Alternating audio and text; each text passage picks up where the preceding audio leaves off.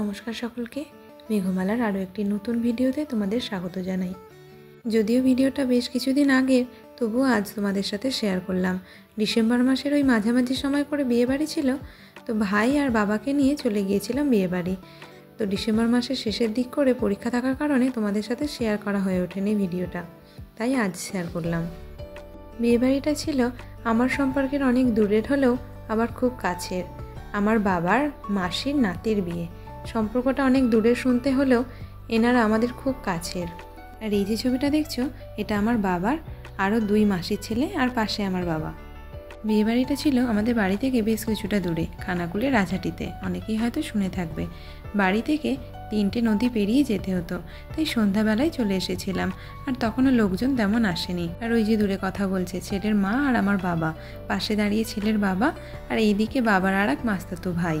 আমার মামা বাড়িও রাজহাটিতে, আর এই জেঠু জেঠিমাই আমার বাবা মায়ের যোগাযোগটা করিয়েছিল বলা যায়। তাই যখনই কথা হোক, সেটা ফোনেই হোক বা সামনাসামনি, ভীষণ রসিকতা চলতে থাকে। তো যাই হোক, তারপর চলে এসেছিলাম কফি খেতে, কারণ ঠান্ডাটা তখন বেশ ভালোই ছিল। আর তারপর চলে এসেছিলাম ফুচকা খেতে। আর এই কাকু ফুচকাটা নানা রকম মশলা দিয়ে এত সুন্দর বানিয়েছিল কি বলবো। তো এদিক ওদিক ঘুরতে ঘুরতে চেনা মানুষদের সাথে গল্পগুজব করতে করতে বেশ অনেকটাই রাত হয়েছে। আর ততক্ষণে অনেক লোকজনও এসেছে। আর বউয়ের কাছে যাওয়ার জন্য এতটাই ভিড় ছিল যে আমি কাছে গিয়ে আর ছবি তুলতে পারিনি। তো বাড়ি ফিরতে হবে, তাই চলেও এসেছিলাম খাওয়ার কাছে। ওইদিকে বসেছিল বাবা আর ভাই, আর এদিকে আমি। বোনের আসার ইচ্ছা ছিল, কিন্তু তার পড়া এদিক ওদিক কাজের জন্যে সে আর আসতে পারেনি। তো খাওয়া দাওয়ার শেষে আইসক্রিমটা নিয়ে চলে এসেছিলাম বাইরে ঠান্ডায় কাঁপতে কাঁপতে তবু আইসক্রিম খেতে ছাড়িনি। তো যাই হোক, শেষমেশ বউয়ের কাছে এসে কয়েকটা ছবি তুলতে পেরেছিলাম। তারপর কিছু পুরানো বন্ধুদের সাথেও ছবি তুলে নিয়েছিলাম।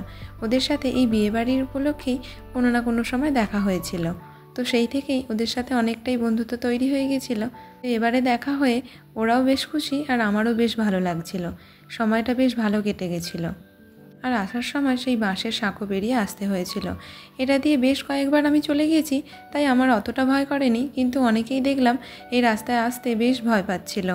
বন্যার কারণে ভেঙে গেছে পোল, তাই এই বাঁশের সাঁকো বেশ কষ্ট করেই মানুষজনকে যাতায়াত করতে হয়। তো চলো, ভিডিওটা তাহলে এখানেই শেষ করছি। ভালো লাগলে লাইক করো। নমস্কার।